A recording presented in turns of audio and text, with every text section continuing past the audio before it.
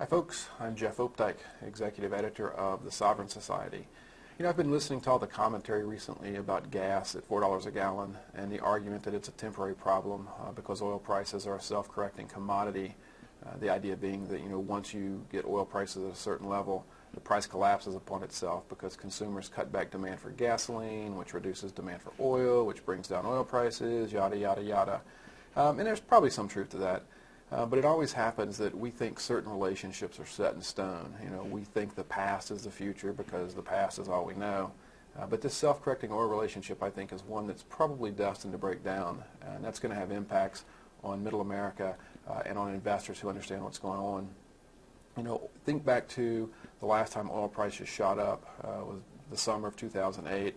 Oil hit $140 a barrel, and it began that rise in the early part of the decade, bouncing around in the $20 to $40 a barrel range. The rise happened just as the global economy was beginning to take off, and it was fueled by all the easy money the U.S. Central Bank dumped into the economy after the 9/11 attacks.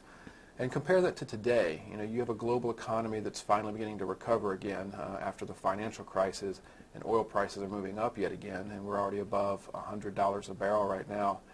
But look where they're starting from. They're starting from a much higher base than they did earlier in the decade. We're starting in the 70 to 75 range from about a year or so ago, which means to me that we're going to see prices that are higher than the last highs of 140, probably get somewhere north of 160 or so. Worse for consumers is the fact that the world's developing nations are now a decade deeper into growing their own horde of middle-class consumers.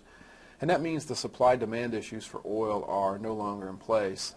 Yes, oil prices may reach a point where U.S. consumers find gasoline prices too painful and they cut back driving. And you may even have the fact that the new mass of Chinese drivers reach a point where gasoline prices are a little too painful for them as well. But what's missing in this self-correcting argument, as far as I'm concerned, is that there's so many more hundreds of millions of consumers in China, India, Indonesia, and elsewhere that are putting demands on the supply chain these days. So while the Chinese might be cutting back the amount of gas they use, there's simply more Chinese than there were a decade ago who were buying gas in the first place. And that's going to help maintain oil prices at higher levels than many economists would otherwise expect.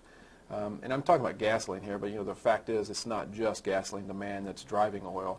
Oil is a key ingredient for so many other chemicals and plastics and such that go into a middle-class life.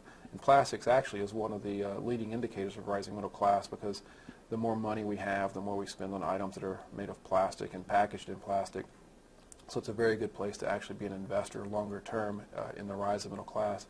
But in terms of oil, what all this means is that gas prices for the American families will probably go higher than anyone expects, though because Americans have been buying cars that get more miles to the gallon in recent years, the impact on the family pocketbook won't be as dramatic as it was even 5 years ago when oil last began its real rise up that pinched the American family. It also means that the way to protect your pocketbook and the way to protect your portfolio is to own a stock like Apache, which is one of the largest independent oil and gas exploration and production companies in the world. The thing is, Apache moves almost identical with oil, so close in fact that Apache looks like oil's shadow. You can see it here in this chart going back about 10 years.